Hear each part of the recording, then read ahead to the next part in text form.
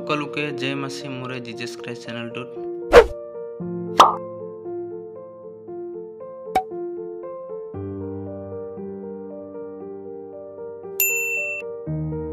Praise the Lord. সকলোকে জয় মাসি পুনৰবাৰ স্বাগতম জনাইছো মোৰে জিজাছ ক্ৰাইষ্ট চেনেলটোত।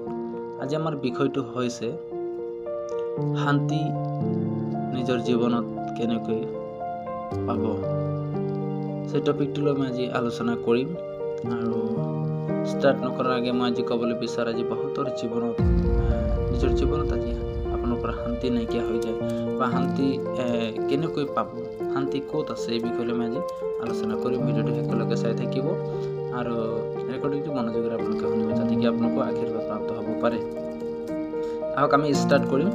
গালাতিয়া 5:22 আপোনালোকৰ যদি বাইবেল আছে আপোনালোকে চাব পাৰে। তাত লিখা আছে আত্মাৰ 9 প্ৰকাৰ ফল আছে, কিন্তু গালাতিয়া 5:22 যিটো নেকি 3 নম্বৰ যিটো আত্মাৰ ফল শান্তি, এই শান্তি যিটো আত্মাৰ ফল এই বিষয়ে আজি আমি আলোচনা কৰিম। কাৰণ প্ৰভু যীশুৱে আমাক শান্তি দিবলৈ জগতলৈ আহিছে আৰু প্ৰভু যীশু জীৱিত আছে আৰু তেওঁ মানৱ জাতিকে শান্তি দিবলৈ আহিলে আৰু প্ৰভু যীশুৰ এই ইচ্ছা যে সকলো মানৱ জাতিয়ে শান্তিটো ল'ব লাগে। কাৰণ প্ৰভু যীশু মানৱ ৰূপত এই জগতত আহিছিলে আৰু তেওঁ জানে যে মানুহক জীয়াই থকা মানে শান্তিৰ বহুত প্ৰয়োজন আছে। মানুহৰ জীৱনত টকা পইচা মান মৰ্যাদা নাম চৰত যিকোনো থাকিলেও মানুহৰ জীৱন যদি শান্তি নাই তে সকলো ব্যৰ্থ। আজি আমি শান্তিটো কেনেকৈ পাম, প্ৰভু যীশুৱে আমাক কেনেকৈ শান্তি দিয়ে বাইকৰ দৰে আমি আজি চাম। প্ৰভু যীশু আজি প্ৰায় 2023 বছৰ আগে যেতিয়া এই জগতলৈ আহিছিলে আৰু যেতিয়া নিজৰ শিষ্যবিলাকক তেওঁ শিকাই আছিলে কৈ আছিলে, তেতিয়া নিজৰ শিষ্যবিলাক তেওঁৰ লগত থকা সময়ত বহুত আনন্দ বহুত শান্তিত তেওঁলোকে আছিলে। কিন্তু যেতিয়া নেকি প্ৰভু যীশুৰ মৃত্যু হৈ গ'ল তেওঁ কৈছিলে নিজৰ শিষ্যবিলাকক যে মোৰ মৃত্যু হ'ব আৰু মই পুনৰ 3 দিনৰ পিছত মই জি উঠিম। হ'লেও কিন্তু নিজৰ শিষ্যবিলাকে কাৰণ প্ৰভু যীশুৰ লগত ইমান দিন উঠা বহা কৰিছিলে, একটা প্ৰেমৰ তেওঁলোকৰ এটা ৰিলেশ্যন আছিলে, যে যেনেকৈ প্ৰভু যীশুৰ মৃত্যু হ'ল কালবাৰী ক্ৰুচত, তেওঁ কবৰস্থ কৰা হ'ল। কিন্তু সেই সময়ত শিষ্যবিলাকে সময়ত বহুত চিন্তাত পৰি গৈছিলে, বহুত অশান্তিত, বহুত নিজৰ জীৱনত এটা বহুত বেড ফিল কৰিছিলে। ঠিক সেনেকৈ আজি আমাৰ ব্যক্তিগত আমাৰ মানুহবিলাকৰ জীৱনতো সেনেকা হ'ব পাৰে বা আপোনাৰ জীৱনত কোনো ভাই বা ভনী কোনো পৰিবাৰৰ জীৱনত এনেকুৱা অশান্তি সৃষ্টি হৈ আছে হ'ব পাৰে। কোনো মোক নতুন প্ৰভুক নজনা ব্যক্তিও হ'ব পাৰে মুহূৰ্তত ভিডিঅ'টো ৱাচ কৰি আছে। মই তেখেতকৈ মেছেজটো দিবলৈ বিচাৰোঁ যে আপুনি নিজৰ জীৱনত আজি যদি অশান্তিত আছে, অকামিলাত যদি নিজৰ জীৱনত পৰিবাৰত যদি আপুনি দেখি আছে, তেতিয়াহ'লে এই ভিডিঅ'টো আজি আপোনাৰ কাৰণে হয়। কাৰণ প্ৰভু যীশুৱে আপোনাক শান্তি দিবলৈ আহিছে। এইটো আপুনি নিজকে ক'ব লাগিব যে আজিৰ এই যিটো মেছেজ মোৰ কাৰণে হয়, প্ৰভু যীশুৱে মোক শান্তি দিবলৈ আহিলে। সেই সময়ত যেতিয়া নিজৰ শিষ্যবিলাকক তেওঁ এনে পৰিস্থিতিত তেওঁ দেখিলে, কাৰণ প্ৰভু যীশু জি উঠিব যিটো 3 দিন যিটো সময় সেইটো 3 দিন হৈ গৈছিলে, ঠিক আছে।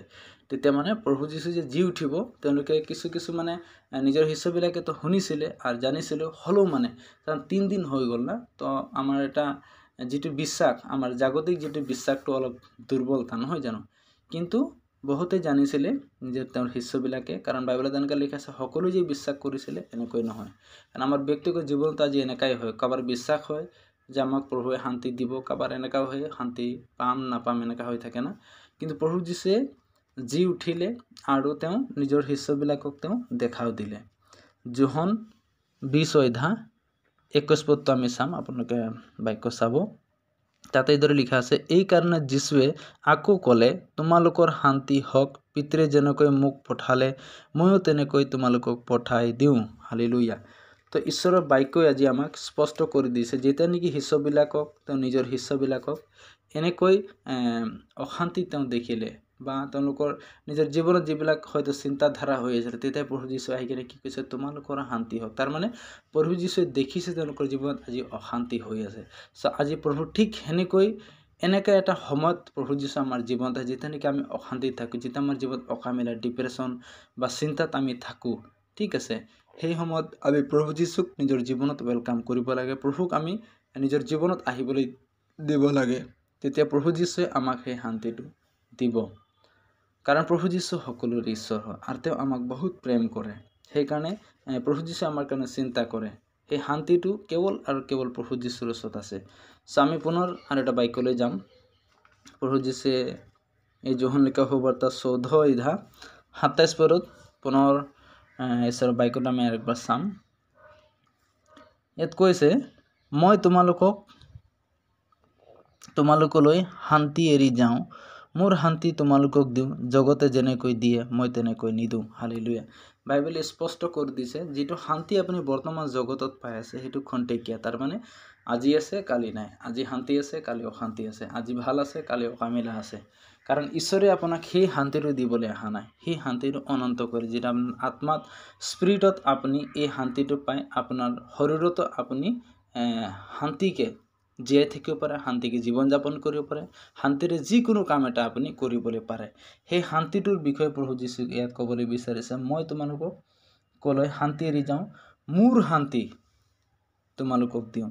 প্ৰভু যীশু মানে প্ৰভু যীশুৰ লগত যিটো শান্তি আছিলে, আজি প্ৰভু যীশুৱে জগতত যেতিয়া আহিছিলে অনেক মানুহে তেওঁক অপমান কৰিলে, বিদ্ৰোহ কৰিলে, কোনোবাই মাৰিলে, পিটিলে, বেয়া বদনাম কৰিলে, বেয়া কথা ক'লে, কিন্তু হ'লেও প্ৰভু যীশুৱে নিজৰ শান্তি তেওঁৰ নিজৰ লগতে ৰাখিছিলে।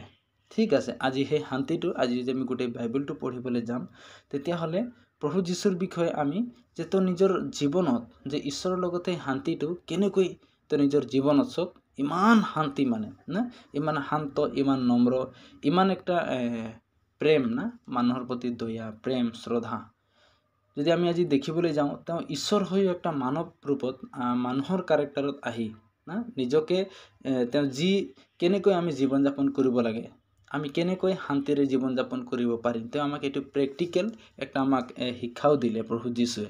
চ' সেইকাৰণে আজি বাইবেলে আমাক ক'বলৈ বিচাৰে, আজি যদি আপোনালোকৰ জীৱনত, আপোনাৰ পৰিয়াল, ব্যক্তিগত জীৱনত, পাৰিবাৰিক জীৱনত, আপোনাৰ কোনোবা লগ বন্ধু যদি এনেকৈ সমস্যাত আছে, যাৰ জীৱনত আজি অশান্তি আছে, শান্তি নাই, তেতিয়া এই মেছেজটো সকলোৰ কাৰণে হয়।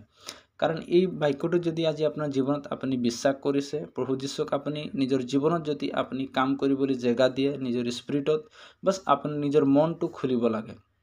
কাৰণ সেই সময়ত শিষ্যবিলাকে যেতিয়া নেকি ডিপ্ৰেশ্যনত আছিলে, অশান্তিত আছিলে, চিন্তাত আছিলে, তেতিয়াই প্ৰভু যীশু আহি কি কৈছে, তোমালোকৰ শান্তি হওক। আৰু ইয়াত কৈছে কি, যোহন 14 একে ৰূপে কৈছে যে মই তোমালোকলৈ শান্তি এৰি যাওঁ, মই নিজৰ শান্তি তোমালোকক দিওঁ। তাৰমানে প্ৰভু যীশু আজি আপুনি প্ৰভু যীশুৰ নিজৰ হয়, আপোনাৰ কাৰণে প্ৰভু যীশু আজি চিন্তা কৰে। সেইকাৰণে প্ৰভু যীশুৱে নিজৰ শান্তি আমাক দিছে, যাতে কি আমি শান্তিৰে জীয়াই থাকিব পাৰোঁ। যিমান দিনে জীয়াই থাকিম এই পৃথিৱীত, যাতে কি আমি শান্তিৰে জীয়াই থাকি যাতে কি সত্য ঈশ্বৰক জানিব পাৰোঁ, সত্য ঈশ্বৰৰ ভজনা কৰিবলৈ পাৰোঁ। সেইকাৰণে প্ৰভু যীশুৱে আমাক নিজৰ শান্তি আমাক দি গৈছে। আশা কৰোঁ এই ছুটিকৈ মেছেজৰ দ্বাৰাই আপোনালোকৰ জীৱনত এক আত্মিক উন্নতি হওক, আপোনাৰ জীৱনত, আপোনাৰ পৰিয়াল, আপোনাৰ ফ্ৰেণ্ডছৰ জীৱনত শান্তি যাতে আপোনালোকে পাবলৈ পাৰে। আহক আমি ছুটিকৈ প্ৰাৰ্থনা কৰিম, প্ৰভুক ধন্যবাদ দিম। Praise the lord, hallelujah, hallelujah. জীৱিত পৰমেশ্বৰ প্ৰভু যীশু, প্ৰভু তোমাক ধন্যবাদ দিছোঁ, তোমাৰ জীৱনদায়ক বাক্য ক'বলৈ কাৰণে প্ৰভু মোক তুমি বহুমূল্য সময় তুমি দান কৰিলা। প্ৰভু প্ৰাৰ্থনা কৰোঁ এই ভিডিঅ'ক যিমানে মোৰ ইউটিউবাৰ ফেমিলি, যিমান মোৰ ছাবস্ক্ৰাইবাৰ, ভিউৱাৰ্ছ, যিমানেই এই ভিডিঅ'টোক ৱাচ কৰিব, মনোযোগেৰে শুনিব, তেওঁলোকৰ জীৱনতো প্ৰভু যেনেদৰে তুমি বাক্যৰ দ্বাৰাই ক'লা, সেনেকৈ তেওঁলোকৰ জীৱনতো প্ৰভু তুমি শান্তি দান কৰিবা, অশান্তি জীৱনত শান্তি আনিবা, অকামিলা জীৱনত তুমি শান্তি আনিবা, পাৰিবাৰিক সকলো দিশত প্ৰভু যীশু তোমাৰ বাক্যৰ দ্বাৰাই তুমি তেওঁলোকৰ জীৱনত তোমাৰ শান্তি আৰু অনুগ্ৰহ তুমি সদা সৰ্বদাই বনাই ৰাখিবা। মই প্ৰাৰ্থনা কৰোঁ প্ৰভু প্ৰাৰ্থনা কৰোঁ পৰমেশ্বৰ, প্ৰভু মোৰ এই সময় সঁচাকৈ তোমাৰ উপস্থিতি দিয়াৰ কাৰণে মই তোমাক ধন্যবাদ দিছোঁ। তোমাৰ অনুগ্ৰহ মোৰ লগত থকাৰ কাৰণে মই তোমাক ধন্যবাদ দিছোঁ। ধন্যবাদৰ প্ৰাৰ্থনা যীশুৰ নামত, আমেন।